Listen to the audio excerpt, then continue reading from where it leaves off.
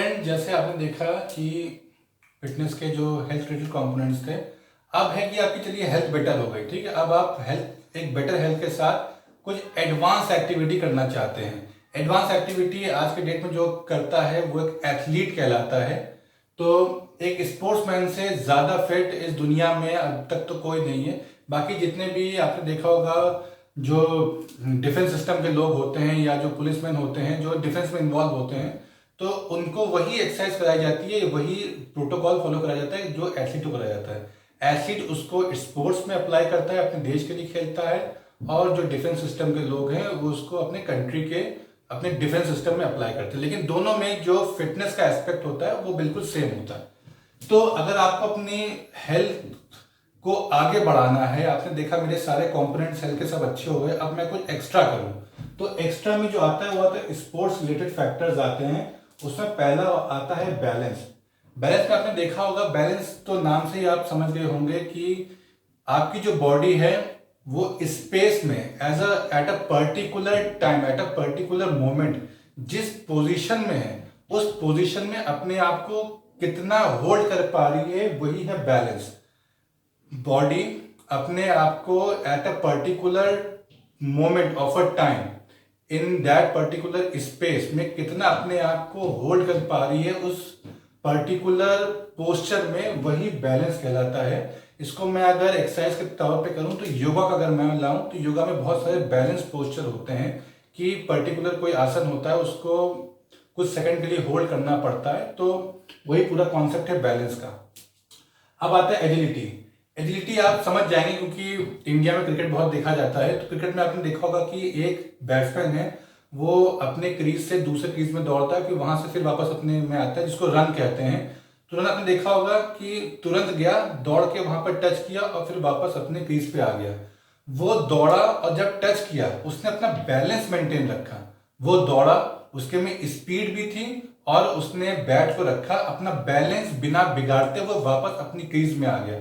उसका मतलब है एजिलिटी, कि आप बॉडी में स्पीड जनरेट हो जाए, आप दौड़े और आप डायरेक्शन चेंज कर ले, तुरंत डायरेक्शन चेंज कर ले without losing your composer and balance. उसी का नाम है एजिलिटी। एजिलिटी में इंसान जैसे स्प्रिंटिंग में बहुत तेज दौड़ता है या मैराथन में भी दौड़ रहा है, लेकिन वो डायरेक्शन चेंज नहीं कर रहा है। एजिलिटी में स्पीड तो चाहिए, साथ में साथ आपके डायरेक्शन भी चेंज होना चाहिए, उसका नाम है एजिलिटी। अब है पावर।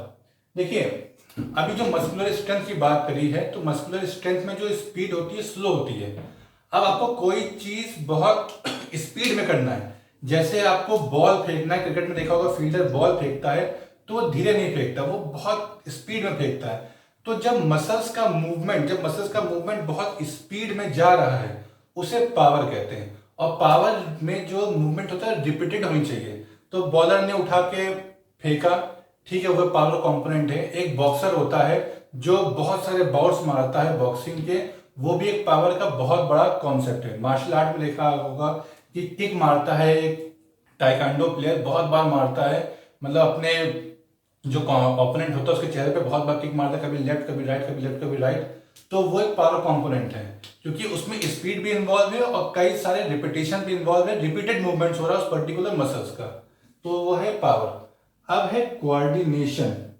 कोऑर्डिनेशन का मतलब है कि आप बॉडी के जो अलग अलग हिस्से हैं, जैसे फॉर एग्जांपल अगर स्पोर्ट्स का नाम ले हम, तो रेसलिंग का नाम लेते हैं या मिक्स मार्शल आर्ट का नाम लेते हैं।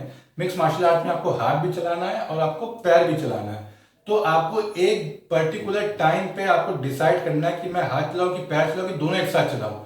तो जो अलग अलग बॉडी के लिम्स इस्तेमाल हो रहे हैं एट अ पर्टिकुलर टाइम में किसी भी एक्शन में, वो है कोऑर्डिनेशन। आपने हाथ भी चलाया, पैर भी चलाया, हाथ भी चला रहे, पैर भी चला रहे हैं। फिर आप जैसे रेसलिंग होती है, WWE होती है, उसमें इंसान हाथ भी चलाता है, पैर भी चलाता है और रिंग के ऊपर से कूदता भी अपनी पूरी बॉडी को लेकर, ठीक है, तो अपनी बॉडी का वेट भी डालता है। तो ये है कोऑर्डिनेशन, की बॉडी के सारे पार्ट इस्तेमाल करना एक पर्टिकुलर स्पोर्ट्स में, वो है कोऑर्डिनेशन।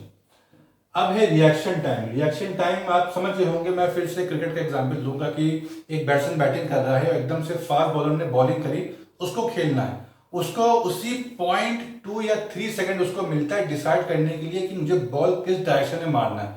वो पहले प्री प्लान तो होता नहीं है, उसको नहीं पता कि बॉल कैसे आएगी, किस डायरेक्शन पे आएगी, कितनी स्पीड में आएगी, क्या उसका लाइन और लेंथ होगा, तो वो पहले से तो जानता नहीं है, प्रिडिक्शन तो नहीं कर पाता। लेकिन जब बॉल आती है तो एक अच्छा बैट्समैन बस बॉल की स्पीड को जज करके तुरंत देखता है कि कहाँ पर लाइन लेंथ क्या है बॉल की, कितना बाउंस है और मुझे कैसा शॉट खेलना है, और वो खेलता है। उसी को कहते हैं रिएक्शन टाइम। या जब बॉलर बाउंसर फेंकता है और बैट्समैन डक हो जाता है, उसे रिएक्शन टाइम कहता है। कि रिएक्शन टाइम में देरी हुई तो बॉल देखा होगा आपने हेलमेट में लग जाती है, सीरियस इंजरी हो जाती है। इसी तरह से सारे स्पोर्ट्स में रिएक्शन टाइम का बहुत बड़ा एक बहुत बड़ा क्रूशियल फैक्टर होता है। और रियल लाइफ में भी आपने देखा होगा कि रिएक्शन टाइम, कुछ चीज गिर रही है आपने एकदम से पकड़ लिया, या कोई कोई आदमी गिर रहा है या कोई इंसान गिर रहा है, आपने एकदम से बोला अरे उसको रोको। इस तरह से गाड़ी आ रही है कोई, एकदम से आपने अपने गाड़ी को ब्रेक मारा कि एक्सीडेंट ना हो जाए। ये सब रोजमर्रा के रिएक्शन टाइम है। तो होप आपको समझ में आ गया होगा कि कंपोनेंट्स ऑफ फिटनेस दो पार्ट में डिवाइड होता है, हेल्थ रिलेटेड और स्पोर्ट्स रिलेटेड, जो मैंने सारे फैक्टर्स बताए।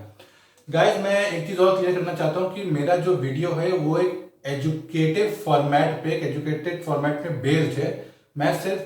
मैं जल्दी टाइम स्पेंड करके मैं अपने वीडियोस को खत्म कर दूं और मेरे व्यूअर्स को समझ में ना आए, तो मैंने ऐसा कोई एम अपना नहीं रखा है। मैं डिटेल में पूरा बताऊंगा, और मेरा जो लैंग्वेज है आप जानते ही हैं, मैं पूरा हिंदी या इंग्लिश को मिक्स करके बताऊंगा ताकि ये लैंग्वेज इंडिया के हर लोगों के पास पहुंचे।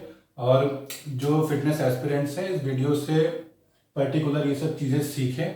और विश यू ऑल द